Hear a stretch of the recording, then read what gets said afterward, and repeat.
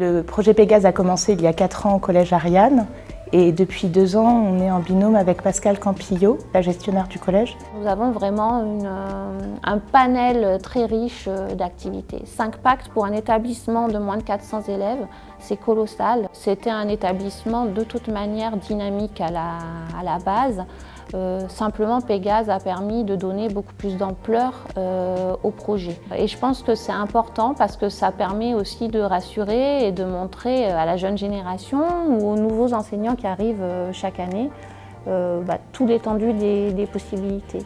L'intérêt de travailler avec Pascal, c'est d'avoir 2 points de vue complètement différents, le point de vue administratif et le point de vue pédagogique. On se connaît depuis très longtemps.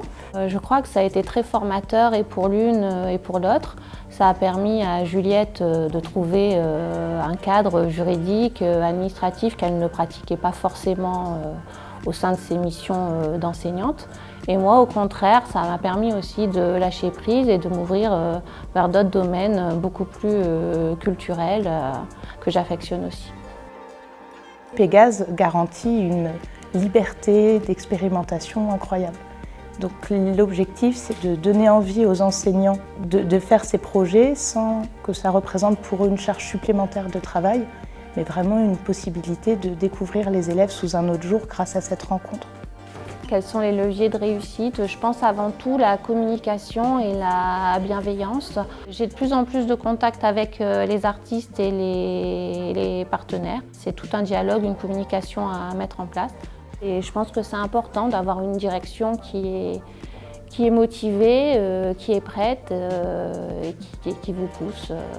En 5e, ils travaillent certains sur un projet cinéma qui s'appelle Rentrée Maison.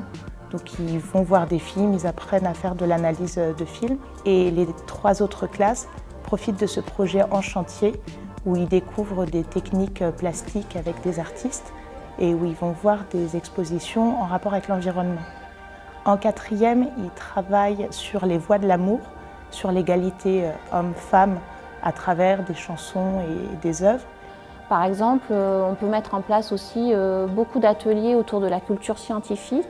En 3e, les élèves ont tout un programme qui est lié à leur programme d'histoire, le XXe siècle et le XXIe siècle, autour de la communication. Comment la langue permet de communiquer, mais aussi pourquoi parfois on a besoin de crypter les messages, comment parvenir à les décrypter. Il y a tout un travail d'observation de la communication qui est très intéressant avec ces élèves qui sont complètement dans les réseaux.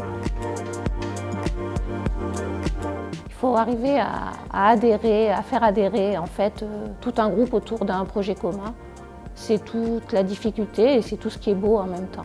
Un enfant qui est en échec scolaire, qui va contribuer à un projet dans lequel il va être valorisé, ça c'est sûr que c'est générateur de plein de choses positives. Pégase, c'est également de la pratique. C'est vrai qu'en temps normal, au sein des cours, il y a un programme scolaire, il y a un cadre qui est plus rigide que l'enseignant est obligé en fait de suivre. Pégase, c'est une ouverture vers autre chose, c'est aussi un moyen d'enseigner autrement. Et je pense que pour les élèves, c'est important et ils aiment particulièrement ce type d'action. Je crois que c'est ce qu'on recherche. Donner confiance aux enfants en apprenant autrement.